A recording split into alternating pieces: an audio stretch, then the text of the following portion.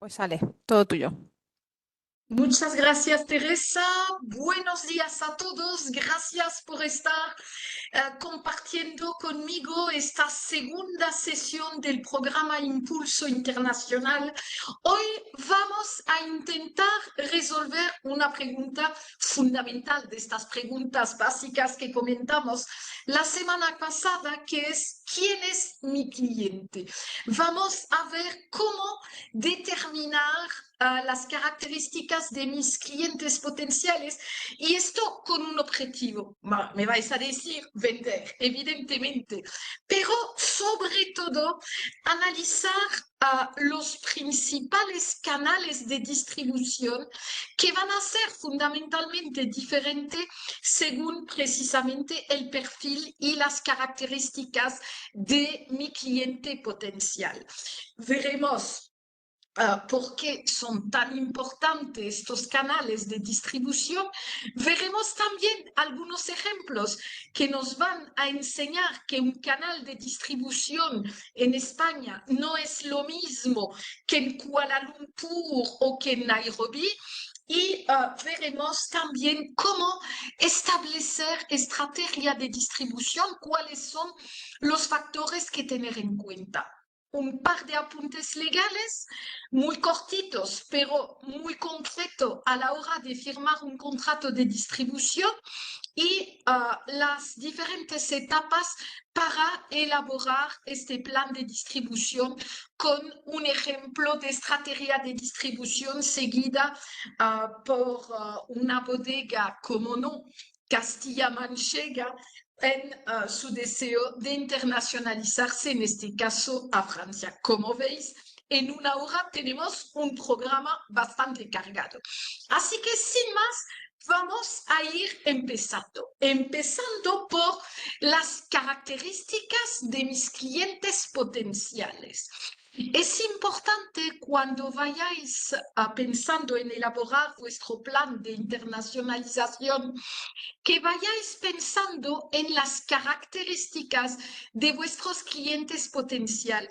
Y es importante también ir crear una serie de perfiles de vuestros clientes ideal a nivel de edad, a nivel de profesión o a nivel de tipo de empresa, si se trata de un B2B de tamaño.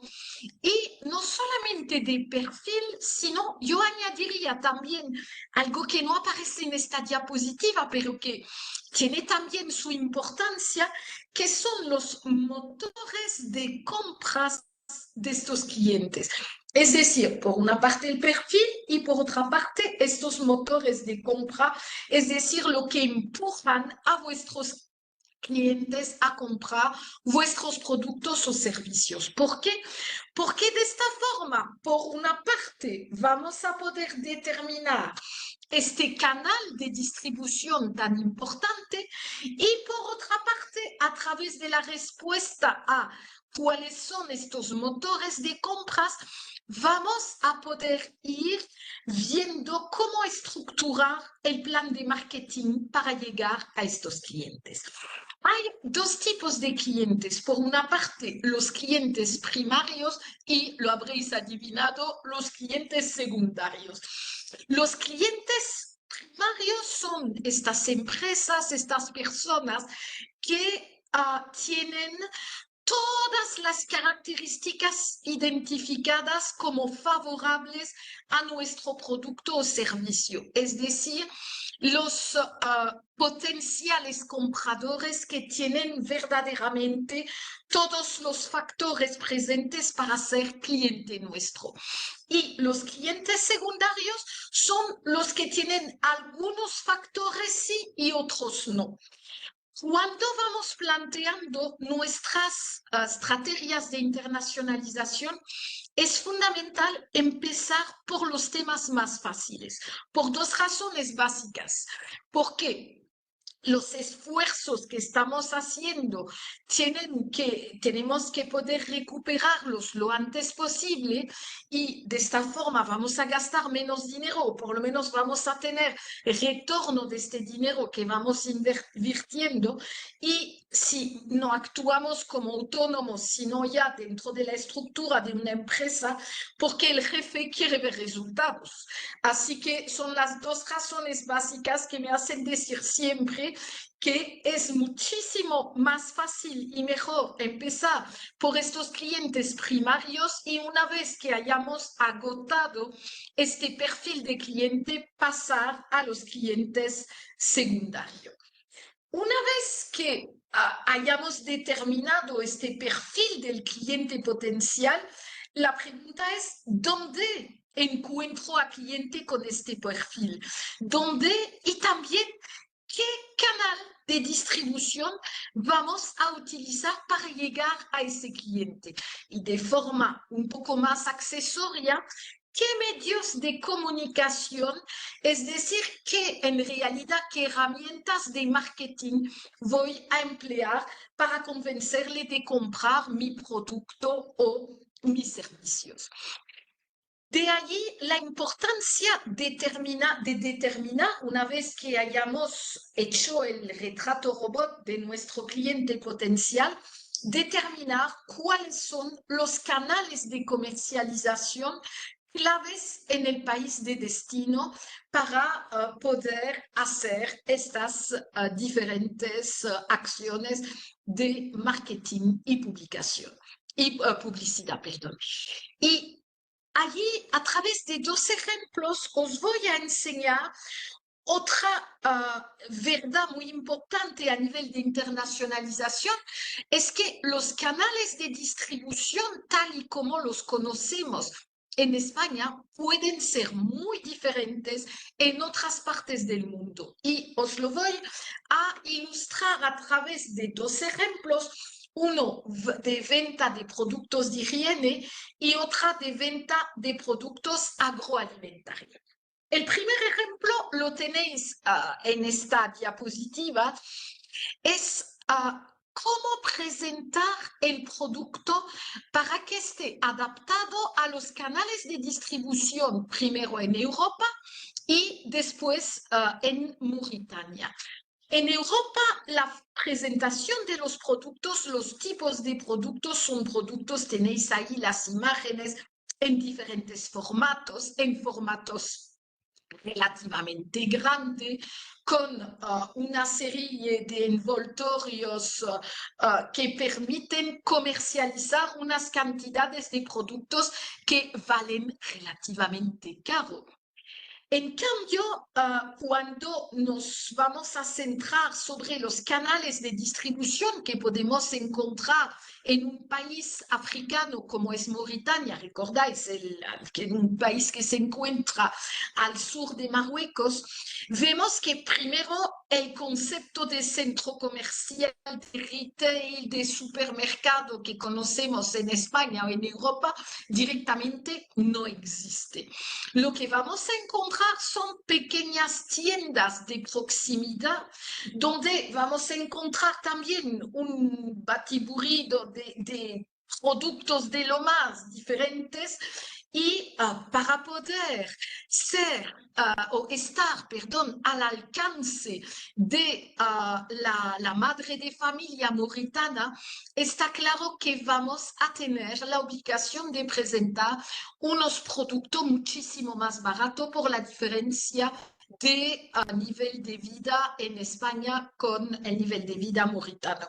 Y es la razón por la cual esta conocida empresa de jabón, y es un ejemplo entre muchos, ha desarrollado una línea de productos con un embalaje muy básico, como el que tenéis en la parte baja de la diapositiva, y también productos que están presentados casi en unidosis, es decir, que van a valer mucho menos porque tienen una duración de vida también muy inferior, pero que están presentadas así precisamente porque los canales de distribución son diferentes y también el nivel de vida. Allí, primer ejemplo, aunque tengamos el mismo producto, el jabón de toda la vida para lavarse las manos, en realidad vamos a tener que adaptar el producto a los canales de distribución del país. Entre paréntesis,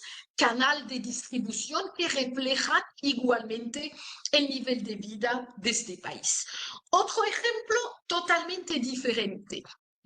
Las conocidas tortas de Inés Rosales, que en España se encuentran también en supermercado, pero las recetas favoritas en España son las tortas dulces que se van tomando principalmente en la merienda o en el desayuno. Mientras en un país como Estados Unidos, ahí sí lo vamos a encontrar también en los grandes supermercados, en los grandes retails americanos. Pero curiosamente, dentro del mismo canal de distribución, lo vamos viendo posicionado, en un sitio totalmente diferente. ¿Por qué? Porque, como os decía, si en España lo vamos a encontrar en el departamento de merienda, en Estados Unidos se va a encontrar primero mayoritariamente las tortas saladas, que son preferidas por el público americano, y lo vamos a encontrar en la sección snack. Así que veis, aunque estamos en el mismo canal de distribución, el posicionamiento dentro del canal puede ser totalmente diferente, en este caso también dependiendo de los gustos de los consumidores, que es otro de los factores que tenemos que tener en cuenta para vender más fácilmente nuestros productos. Y me vais a decir, hombre, Karin, ¿y yo cómo voy viendo en un país cuáles son los puntos más importantes? ¿Cómo abordar un país concreto?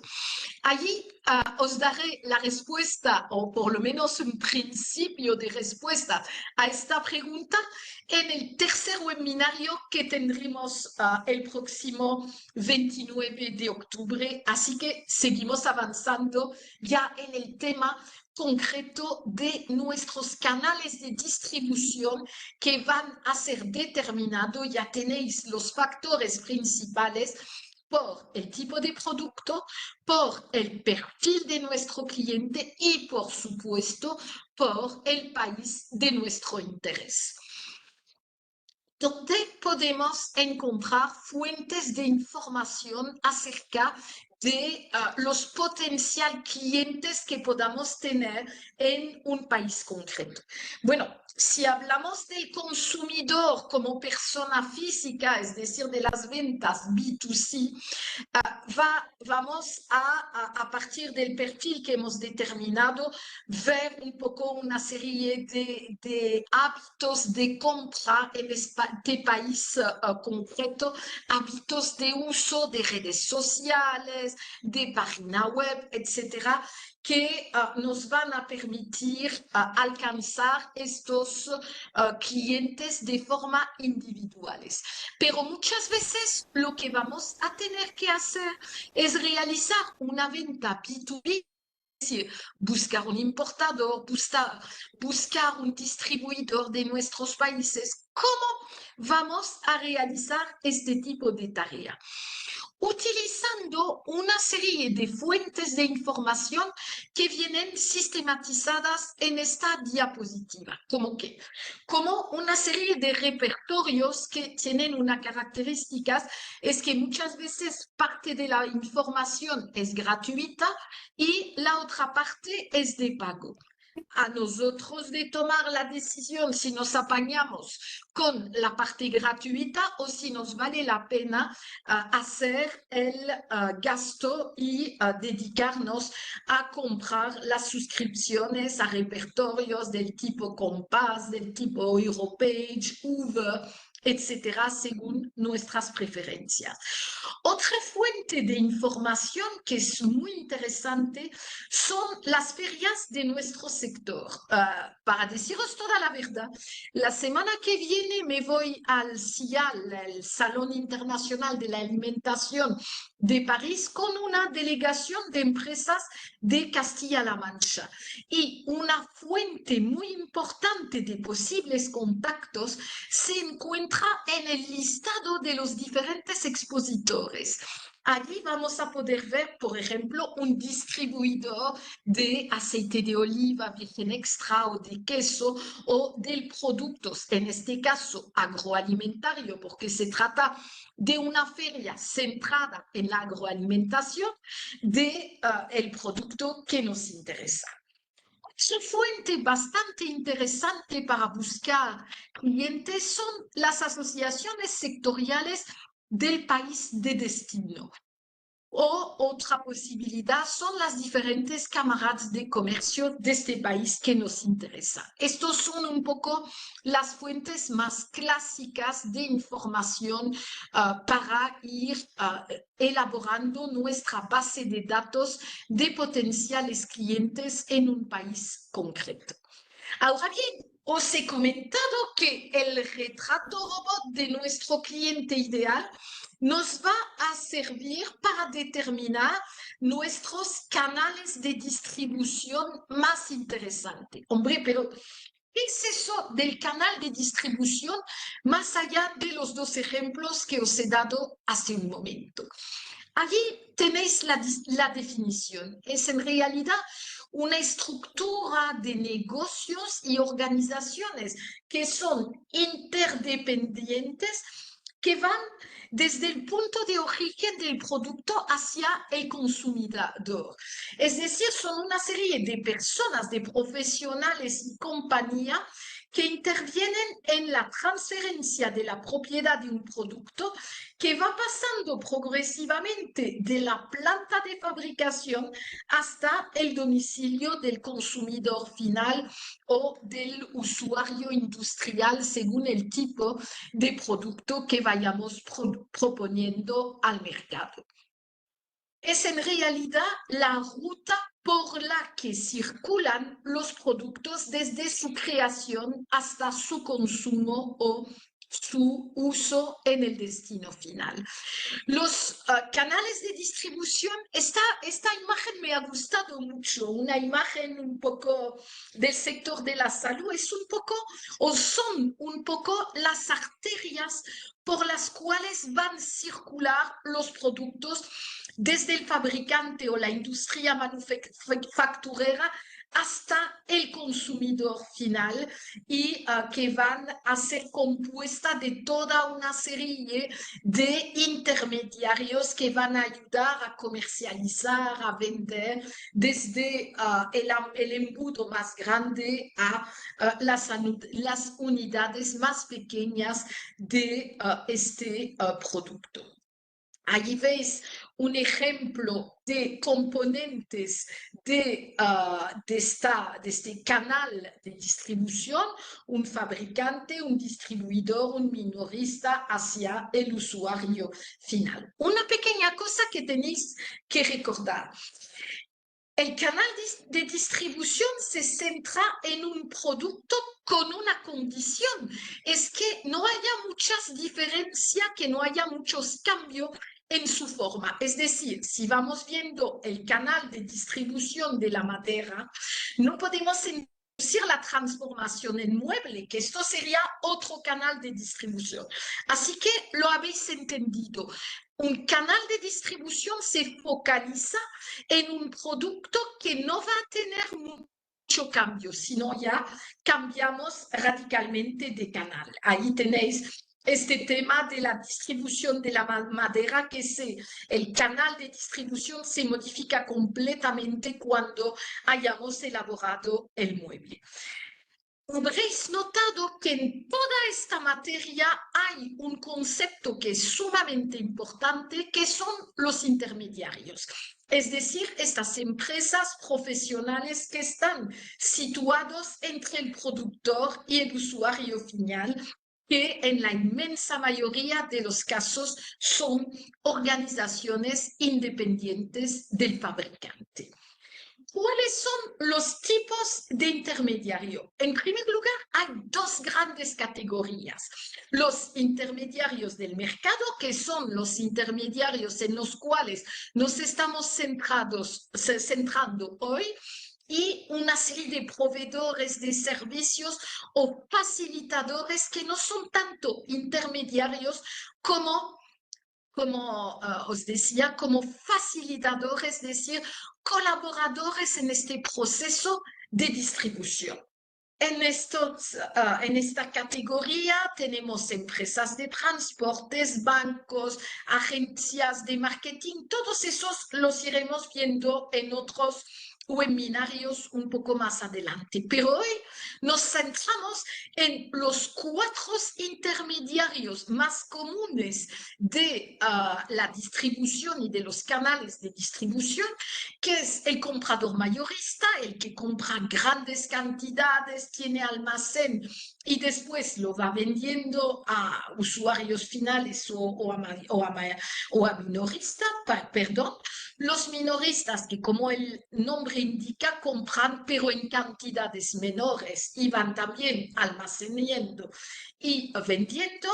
Y los intermediarios, si me permiten la expresión, que son por una parte los agentes y por otra parte los distribuidores, que son verdaderamente las figuras centrales de los diferentes canales de distribución de los intermediarios cuando la empresa decide no realizar ninguna venta directa al mercado de destino donde quiere que vayan adquiriéndose sus productos y servicios. ¿Qué es eso del agente comercial? ¿En qué consiste?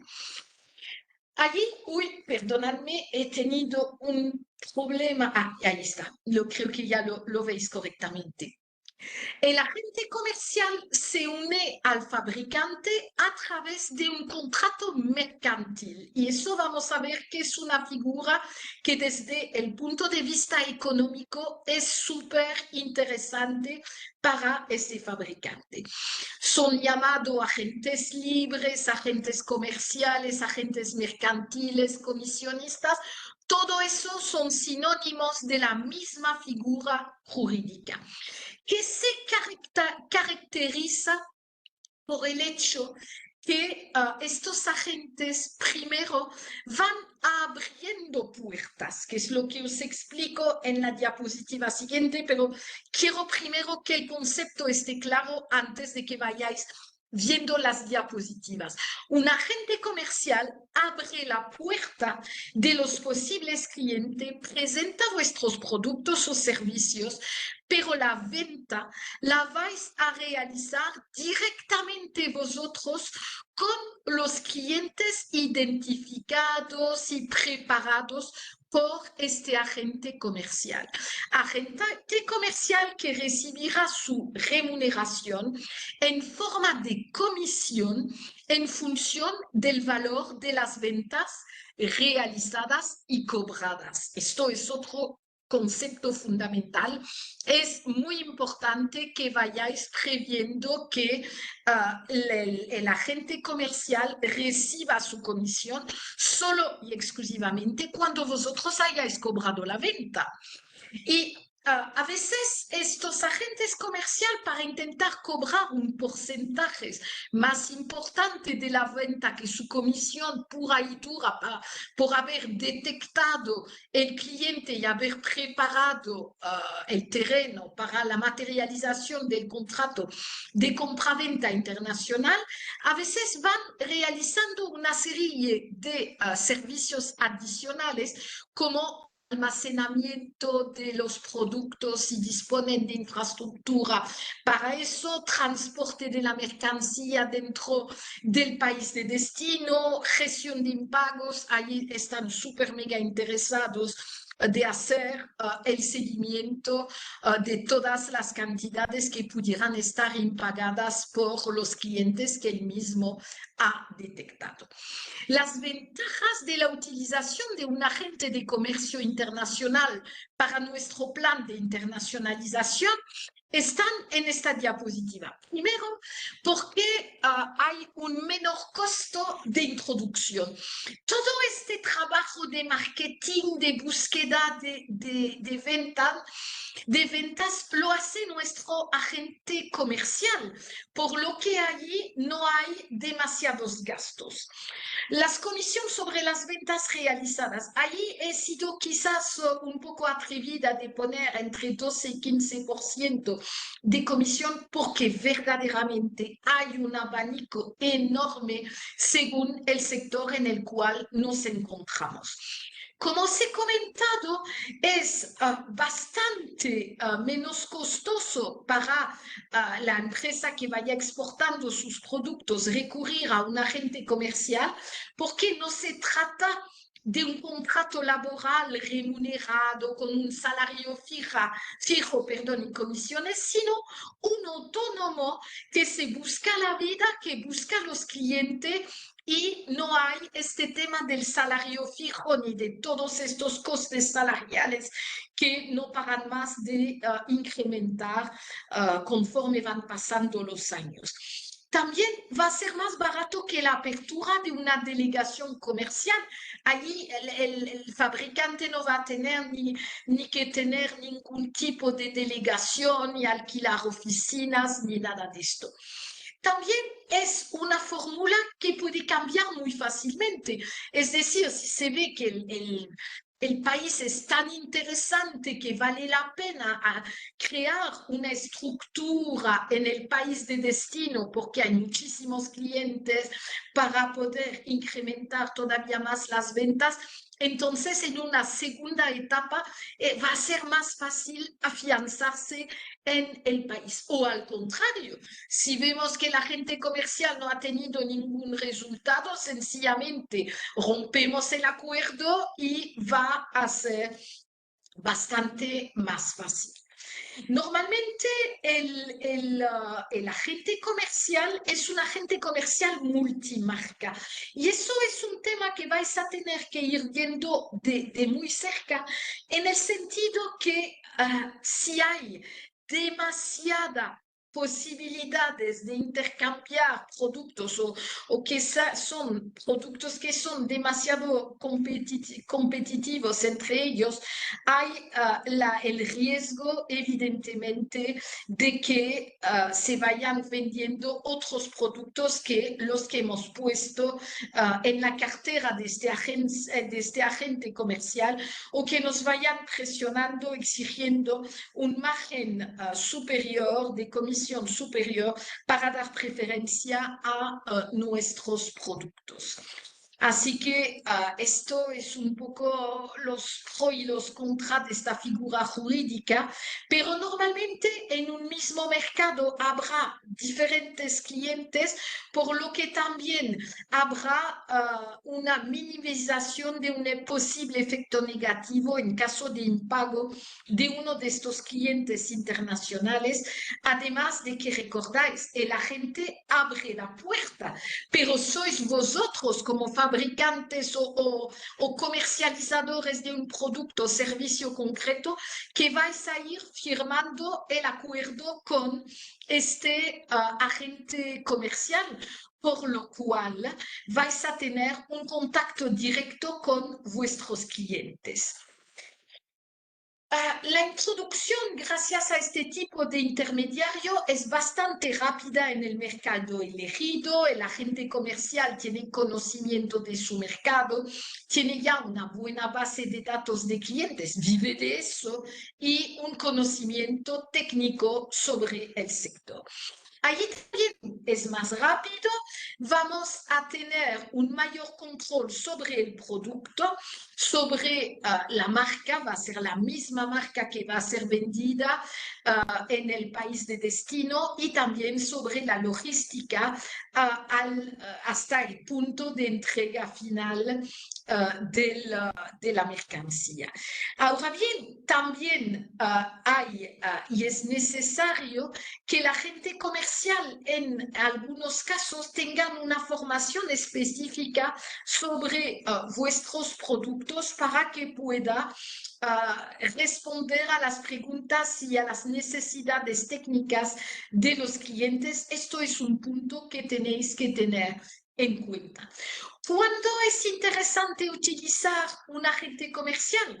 cuando empezamos una actividad exportadora en un nuevo mercado y no tenemos mucho dinero para abrir este mercado, cuando no conozcamos el mercado elegido, cuando no es necesario un servicio postventa o cuando el servicio postventa es muy básico, cuando existe riesgo de impagos y cuando hay una gran variación de precios que exige constantemente que haya modificación de los precios. Lo típico es cuando las materias primas del producto que estamos vendiendo están variando.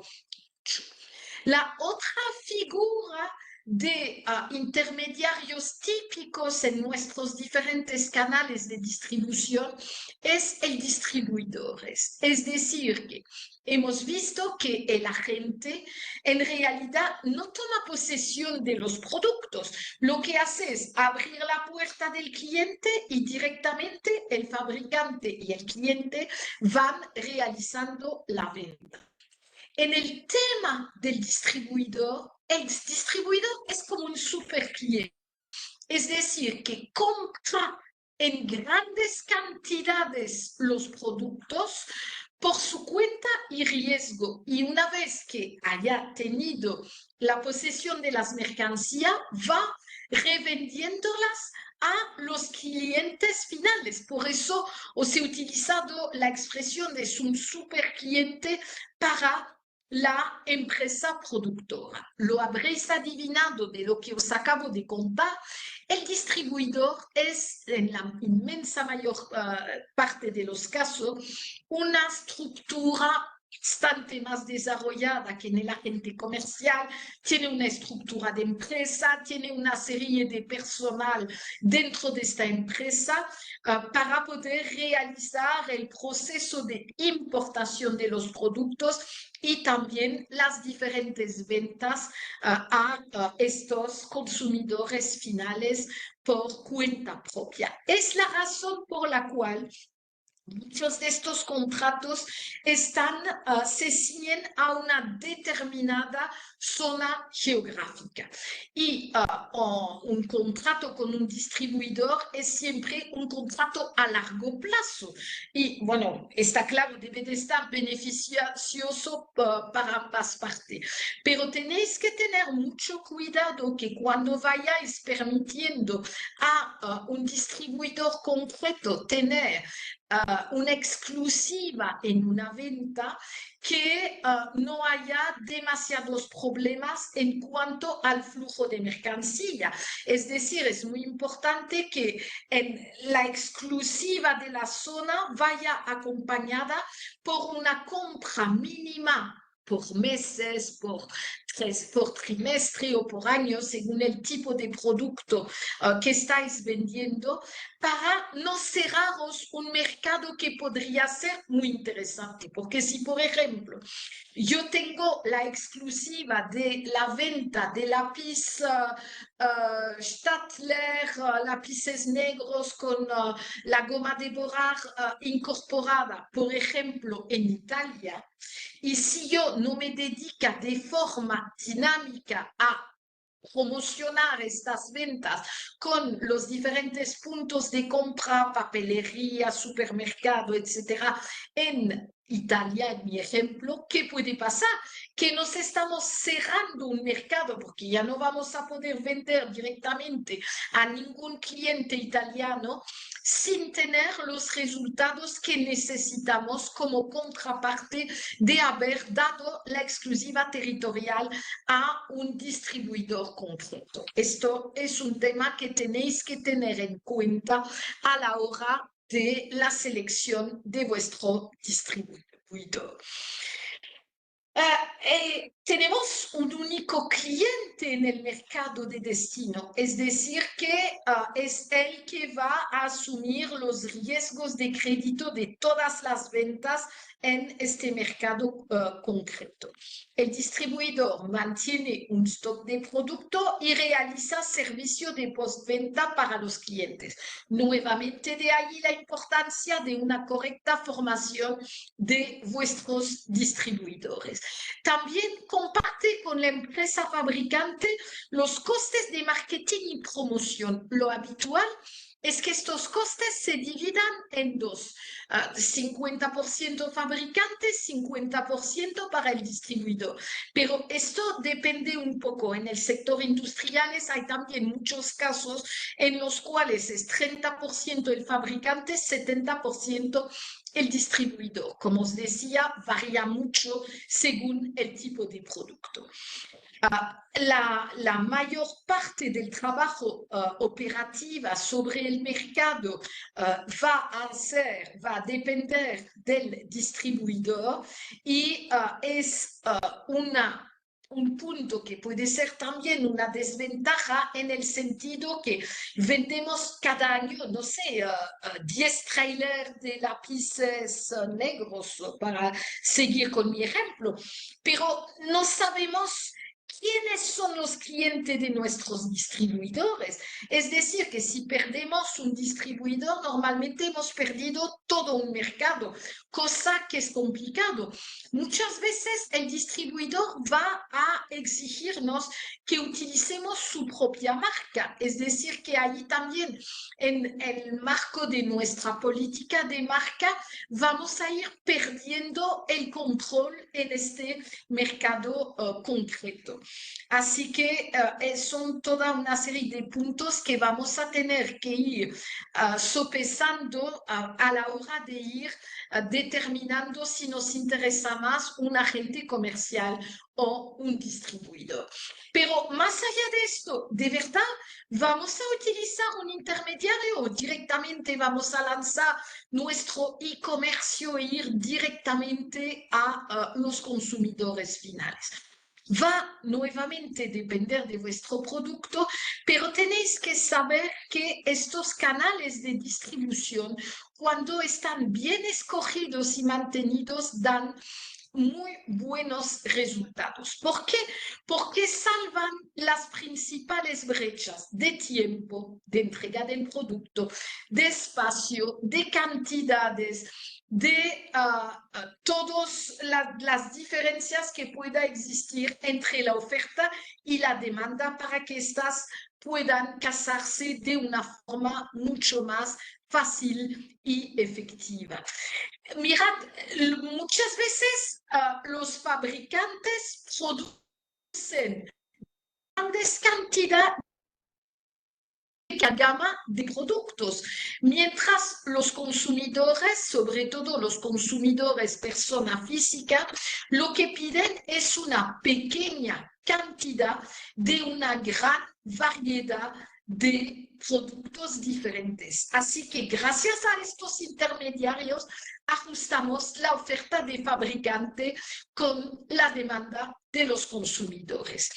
Me ha gustado mucho esta tabla porque va recapitulando todas las funciones de los intermediarios y la incorporación de valor de cada uno desde la información a, en muchas veces, asumir los riesgos inherentes a la propia operativa del canal cuando se trata de los distribuidores que a cambio de un margen normalmente del 30 o entre el 30 y el 50% van asumiendo los riesgos de ventas unitarias que hay en este tipo de canales de distribución.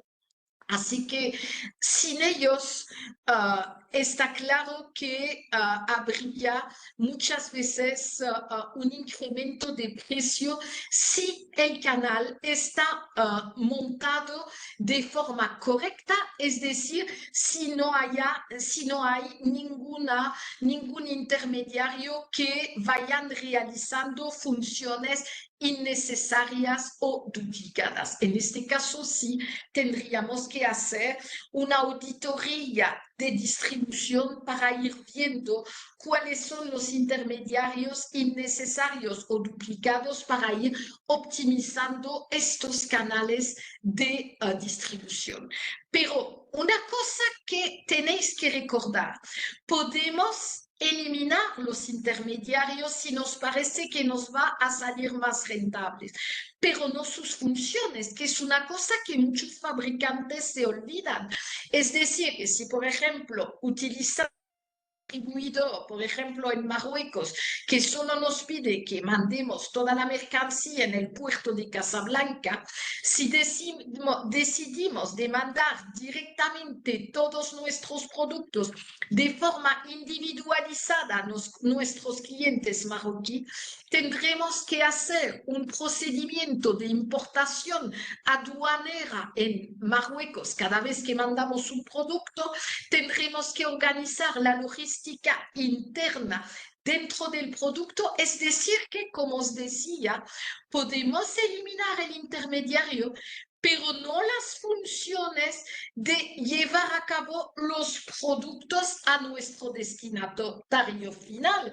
Y el tema de la logística, que veremos también de forma pormenorizada en otra sesión, sí se puede organizar en interno, pero la pregunta que tenéis que haceros en cada caso es: ¿me compensa realizar este tipo de operaciones en interno o voy a ganar más dinero delegando estas funciones a los intermediarios clásicos del comercio internacional?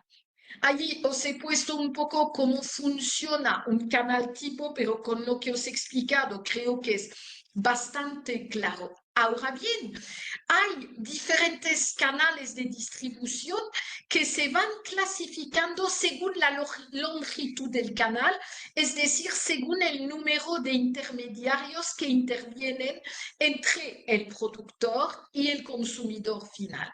Así que tenéis, por ejemplo, el canal directo o de nivel cero, si, por ejemplo, a través de una página web vais directamente entregando el producto al consumidor final. Pero podéis tener un canal indirecto corto a través de un detallista, por ejemplo, o un canal indirecto largo que tenga 2 o más niveles, como lo podéis ver en esta pequeña ilustración. Una cosa que tenéis que recordar a nivel de concepto es que cada eslabón de vuestro canal de distribución se conoce con el nombre de nivel de canal, y es el número de niveles del canal que va a determinar la longitud del mismo. Ahí veis un poco también a través de esta diapositiva o diferentes tipos de longitud de canales según unos ejemplos de intermediarios muy clásicos. Y claro, ya os lo he comentado, el comercio electrónico está produciendo una desintermediación de la distribución, si me permitid la expresión, y es la razón por la cual la intermediación sigue vigente, pero solo y exclusivamente en los casos, como en realidad en cualquier sector de la vida, en el cual son estos intermediarios rentables para el fabricante. Hay diferentes tipos de distribución según el nivel de la intensidad de la misma. Puede haber una distribución intensiva que se concentra en una estructura máxima del mercado. El fabricante trata verdaderamente que el producto esté disponible en cada punto de venta. Si pensamos en la empresa Chupa Chup, está claro que es una empresa que va haciendo este tipo de distribución. Como se trata de lo que se llama técnicamente de una compra de impulso, se intenta estar lo más cercano posible a los diferentes consumidores para intentar producir un máximo de impulso compradores. Distribución selectiva, cuando vamos yendo a una serie de características de puntos de ventas que tienen que cumplir para poder disponer de nuestros productos. y la distribución exclusiva cuando reservamos un área específica de venta a nuestros distribuidores. Pero puede pasar que en algunos mercados y con diferentes tipos de productos tengamos que recurrir a lo que se llama técnicamente los canales múltiples de distribución. ¿De qué depende? Bueno, puede ser, por ejemplo, cuando se tratan de productos que se venden tanto en B2B como en B2C. El tema clásico, los ordenadores, las impresoras. Por ejemplo, vamos produciendo unos productos muy diferentes. Mirad el ejemplo que os he puesto. Tan diferente como la mantequilla y la pintura. Son casos un poco extremos, pero allí vais pillando el concepto que es lo importante. También puede servirnos cuando el tamaño de los compradores varía mucho y nos obligan a ir haciendo política de precio diferentes según que se vaya vendiendo a gran escala o directamente a consumidores que necesitan muy pocas cantidades, y también va a depender de la concentración o de la lejanía geográfica entre las diferentes partes del mercado. ¿Cuáles son los aspectos que debemos de tener en cuenta a la hora de elegir un canal de distribución? En realidad hay tres criterios básicos y voy a empezar por el final. El primero, el control. Tenemos que ir decidiendo si es importante para nosotros conservar el control del mercado, el control también del producto y el tema de los costes. Es decir, control del producto, primer aspecto. Coste de la introducción en el país de destino que hemos seleccionado. Segundo tipo de criterios que vamos a ir valorando, y la cobertura del mercado, es decir, con este canal de distribución, llego a un punto o llego a puntos más exponenciales. Como mirad la diapositiva siguiente. Lo que podemos ir seleccionado son 4 puntos que son 4 consumidores finales o 4 intermediarios que en realidad van a su vez poder vender cada uno a 4 consumidores finales, y así de forma exponencial por el mismo coste de operación o casi vamos a poder alcanzar muchísimo más consumidores, y es un tipo de análisis que vamos a tener que hacer para decidir qué tipo de canal de distribución queremos ir llevando a cabo.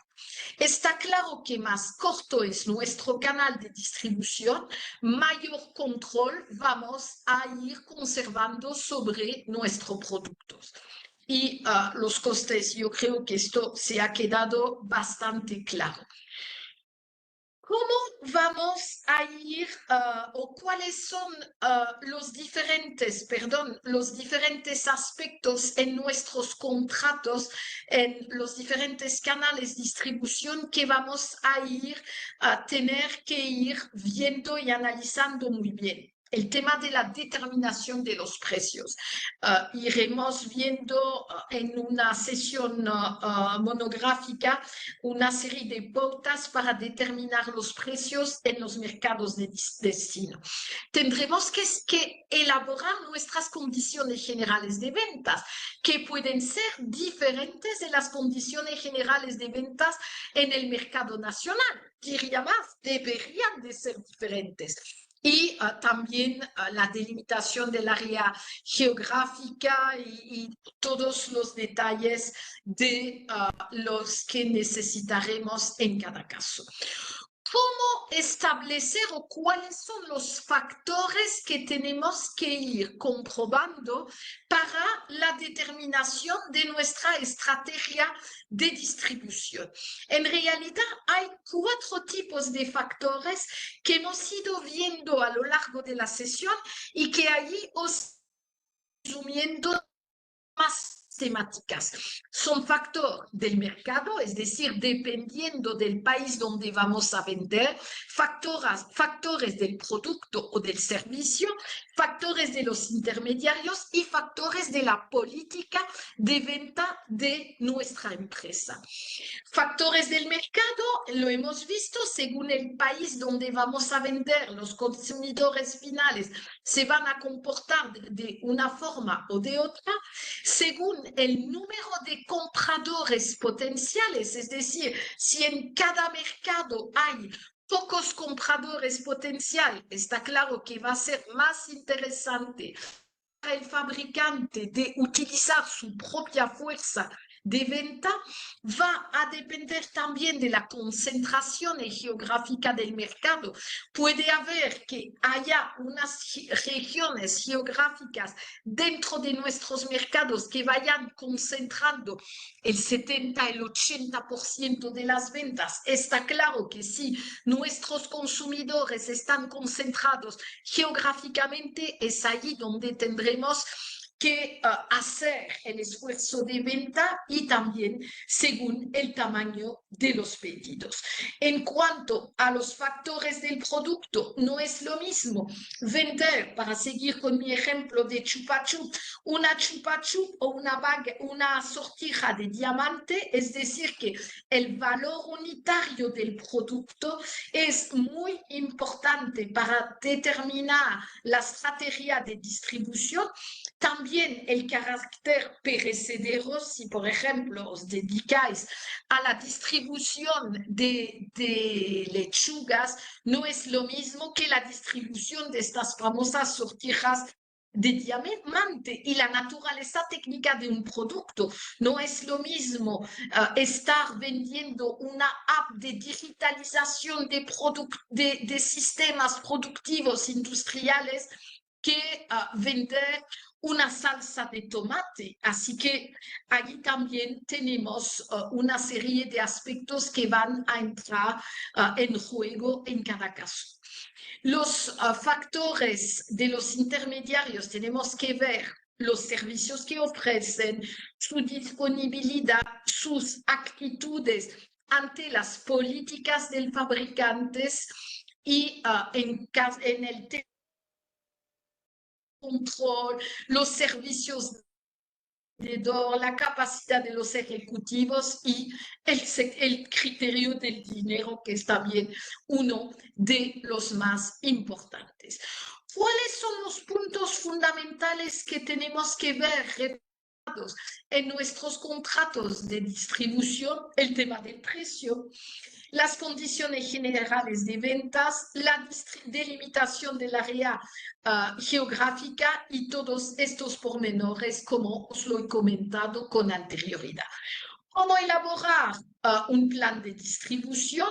Vamos a estructurarlo, buscar la información y antes de lanzarnos, realizar un sondeo de mercado.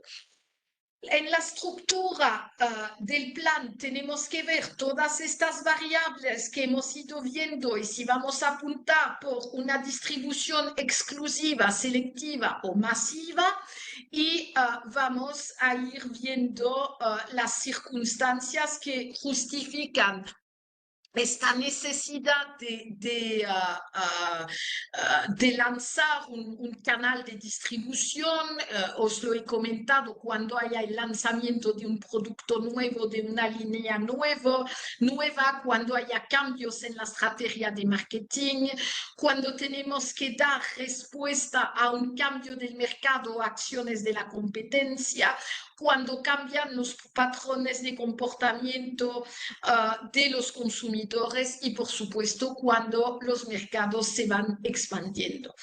tenemos que elaborar nuestro plan de distribución teniendo en cuenta las necesidades del cliente, los canales objetivos que existen, las alternativas, evaluar estas alternativas y tomar nuestra decisión buscando una serie de información en los países de destinos que hayamos previamente determinada.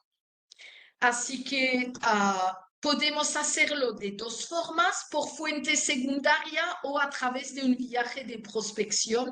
Y antes de lanzarnos es muy importante realizar algún tipo de sondeo de mercado para comprobar que nuestra estrategia es correcta. Allí os he puesto un pequeño esquema que va resumiendo un poco estos diferentes aspectos. Y para terminar, las bodegas El Quichote, no sé si existe una bodega con este nombre en Castilla-La Mancha, por eso os he puesto nombre ficticio. Vendía sus productos únicamente en España, pero ha recibido varias ofertas de compra desde Francia a través de Internet, percibiendo que hay una demanda creciente en el país vecino de vino español. La estrategia que ha decidido seguir la empresa en este mercado es una exportación indirecta, es decir, lo que busca es un importador, distribuidor en Francia que se encargará de los consumidores. Y allí os he puesto las diferentes etapas de análisis de necesidad del cliente, de establecer los canales objetivos. En este caso, se trata de las tiendas gourmet porque se trata de una bodega que tiene una producción no muy grande, pero de alta calidad.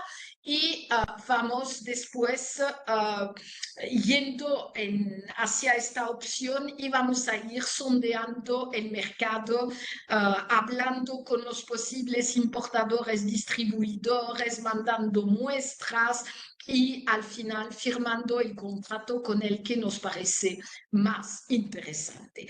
Así que para concluir la sesión de hoy, recordaros que el perfil del cliente nos abrirá las puertas a una serie de posibilidades de distribución que van a ser diferentes según los mercados de nuestro interés, aunque se trate del mismo producto, que tenemos que ir viendo, y por esta razón os lo he subrayado en verde chillón, en cada caso, cuál es la cobertura del mercado ofrecida por la distribución de nuestro producto, los costes de este canal de distribución y el control que vamos a poder ejercer en nuestros productos en el mercado de destino. Son los tres factores que nos van a permitir en cada caso determinar cuáles son los canales de distribución que más corresponden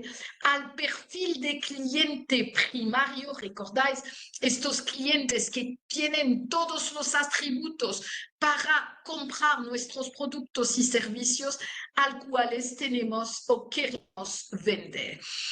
Y por mi parte, nada más que contaros para hoy, sino que ponerme a vuestra disposición. No sé si tenéis algún tipo de pregunta que hacerme sobre lo que hemos ido viendo esta mañana. Muchas gracias. Muchas gracias a ti, Karin, como siempre. Y nada, como ha dicho ella, efectivamente, si alguien tiene alguna pregunta que quiere formular ahora, pues tenéis este tiempo para poder abrir vuestro micro o formularla a través del chat, como queráis. Y si no, pues bueno, ahí está su email y también tenéis el mío para ponernos en contacto con nosotras si tenéis alguna duda que no queréis hacer ahora. Y mientras los oyentes vayan determinando si van a hacer preguntas directamente o no, me permito recordaros que nos volvemos a ver el martes 29 a las 12:30 y vamos a hablar de las formas de abordar el mercado de objetivo intentando contestar a la pregunta, vale, pero ¿y ahora como exporto. Así que esto será el objeto de nuestra tercera sesión, si os animáis, como esperamos, a seguirnos. Muchas gracias, Karim, por el recordatorio. Yo efectivamente os mandaré la cita de la reunión de Webex, además de un recordatorio desde mi correo personal para que lo tengáis todo bien en cuenta. Así que nada, pues nos vemos en la próxima. ¿De acuerdo? Gracias, Teresa, Gracias a y todos. gracias a todos. Adiós.